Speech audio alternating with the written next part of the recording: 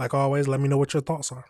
Let's jump into it. It is now day 25 of the shutdown at the Homeland Security Department, which is causing major disruptions at airports across the country. Today was slightly less of a headache for travelers. More than 2,000 U.S. flights were delayed, according to flight tracking site FlightAware. On Saturday, that number was nearly 10,000.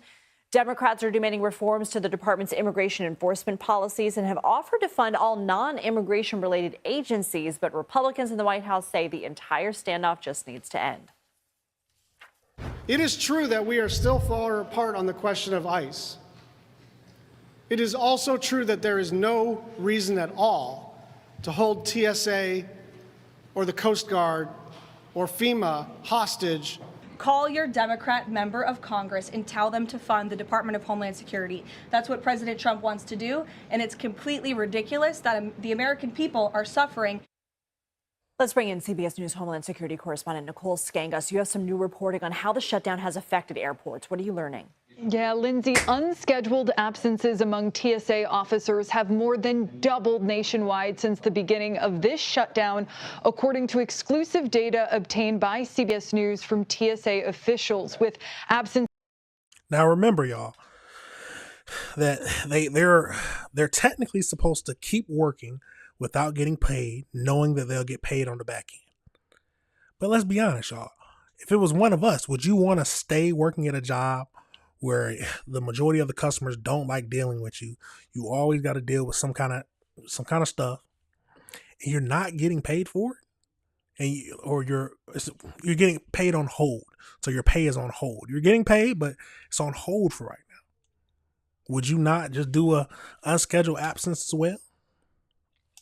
Go work another job, the one where you can actually get paid from. It's understandable, but TSA agents do an important job, and it affects a lot of people. But it sounds like they need to be paid. It's as simple as that. Is climbing in major hubs like New York, Houston, and Atlanta. Now, these internal TSA statistics show the nationwide call-out rate. Unscheduled absences by frontline officers has climbed to an average of more than 6% during the shutdown, compared with roughly 2% before DHS funding lapsed. And absences peaked at nearly 9% nationwide on February 23rd. At some airports, the staffing shortages have been even more severe. For instance, at Houston's Hobby Airport, 53% of officers called out on March 8th, leaving more than half of the scheduled workforce absent. And across the shutdown, several major airports have averaged double-digit absence rates. JFK in New York, Atlanta, New Orleans, and Pittsburgh. The agency is also tracking operational hotspots, incidents where TSA officials say staffing shortages actually threaten security checkpoint operations. Houston recorded 44, New Orleans 35, Atlanta 32 during the shutdown, and nationwide the highest single day total reached 87 hotspots just 2 days ago. Managers have had to consolidate checkpoints, reduce screening lanes, and all of this contributing to longer security lines. I was just about to say it. All of this comes down to longer lines at the airport. And then, some people don't like to get there the recommended 2 hours before. Some people don't believe in that, but this all just comes down to it's going to take longer for you to get on your flight, higher possibilities for the flights to be missed, and just in general, just lapse in security, which on a plane where you're about to be flying across the United States is unimaginable. But let's keep going. So TSA says more than 300 workers have left. They've said, I've had it. So could we see more disruptions? Does this have any end soon? Yeah, Lindsay, internal data shows TSA has lost 305 employees just between February 14th and March 9th. Departures, officials warn, are going to take months, if not years, to replace. Like after recruitment happens, training a new TSA officer typically takes 4 to 6 months before they can work independently at a checkpoint. Behind the scenes, DHS officials are warning that the longer this shutdown lasts, the greater the risk that more TSA officers quit. worsening staff shortages, turning this short-term crisis into something long-term. And all of this really points to an uphill battle for recruiting and retaining workers for one of the federal government's most visible frontline security jobs. Former TSA Administrator John Pistole told CBS News that after the 2018-2019 shutdown, TSA lost nearly 1,100 of its officers who resigned because they had to have income and they weren't being paid. And that's really the fear here, that the number will tick up after workers start to miss more and more paychecks. Roughly 50,000 TSA frontline workers will miss their first full paycheck on Friday. And as you pointed out, there is no deal in sight on Capitol Hill. Now, you got to remember, this is right after we just experienced another government shutdown where they weren't getting paid again. Honestly, if we being honest, I would have left. There's no way I'm sitting there after multiple shutdowns, and it's always with this job. It's going to be a question on when is the government going to shut down and when am I going to stop getting paid?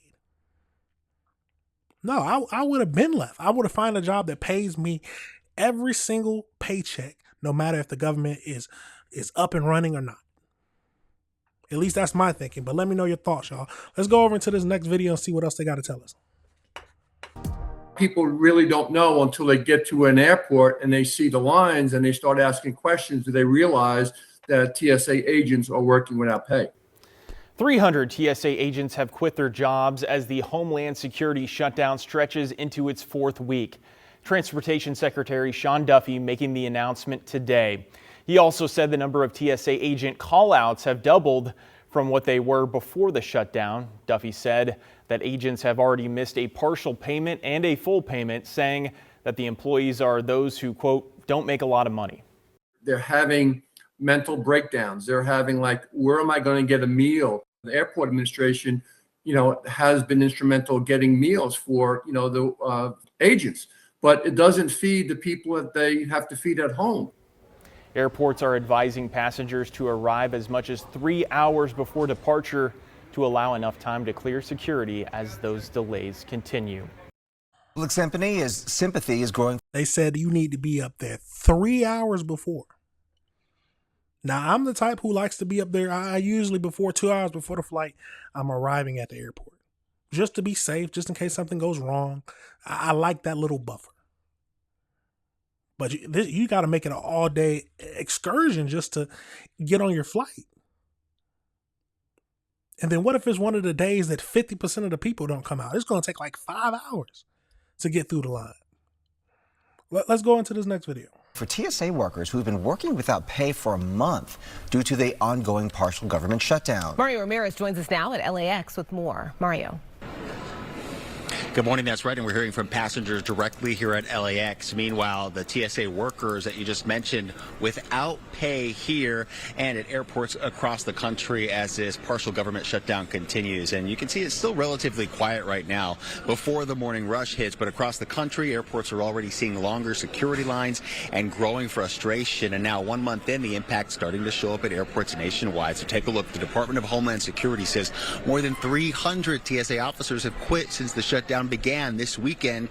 TSA workers missed their first full paycheck since mid-February when funding for the Department of Homeland Security expired during a standoff in Washington over immigration policy. Some agents still showing up to work without pay, while others have taken unscheduled time off, putting more pressure on security checkpoints just as spring break travel picks up. And at several major airports, passengers have reported waiting hours to get through security. Airports in Atlanta, Houston, New Orleans, and Charlotte have reported security wait times exceeding an hour during peak travel periods, and many passengers say their biggest concern right now is for the TSA officers working without pay. I'm sort of worried for them and their families. I think it's quite hard to go without pay for that long. I can't imagine what it's like to continue doing the right thing even when you're not being shown appreciation and being paid for it. Everybody needs to get paid for the work that they do, and we need a resolution. Right now, no clear timeline for when things will end. Democrats want changes to immigration enforcement before funding the Department of Homeland Security, while Republicans say they're not budging. Now, that one line where it says you're doing the right is doing the right thing, working without pay. In this situation is doing the right thing, working without pay. If it is, I guess I'm not going to be doing the right thing, y'all. Let's go over into the AI breakdown just to see if we can find out a little bit more information about this whole situation, or just get a little bit more in depth into it and see what our current thoughts are. So let's get over into it. So as we know, as of March 16th, more than 300 TSA agents have resigned since the start of the partial government shutdown that began on February 14th. The mass exodus is primarily driven by funding lapse of the Department of Homeland Security, which left the essential workers without pay for over a month. So TSA officers missed their first full paycheck on the weekend of March 14th through 15th, following a previous partial paycheck miss.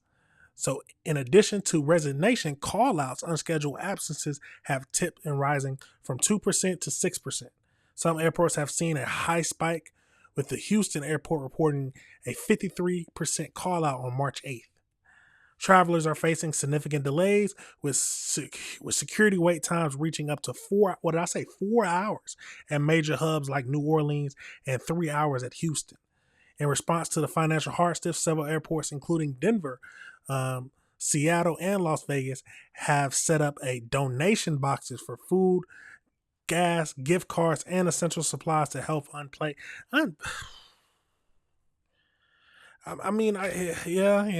They need it, but flights already high enough, and now they want you to donate to the airport workers. Yes, it's a horrible situation that they're in, but we got to be honest now. If this happens constantly at your job, why stay? Maybe you feel like it's the right thing to do. Maybe you think you're being one of the heroes, unsung heroes. And yes, you are. You 100% are. You're doing the job that has to be done, even though you're not getting paid. But I hate to say it, I'm not one of them. Especially if I got a family.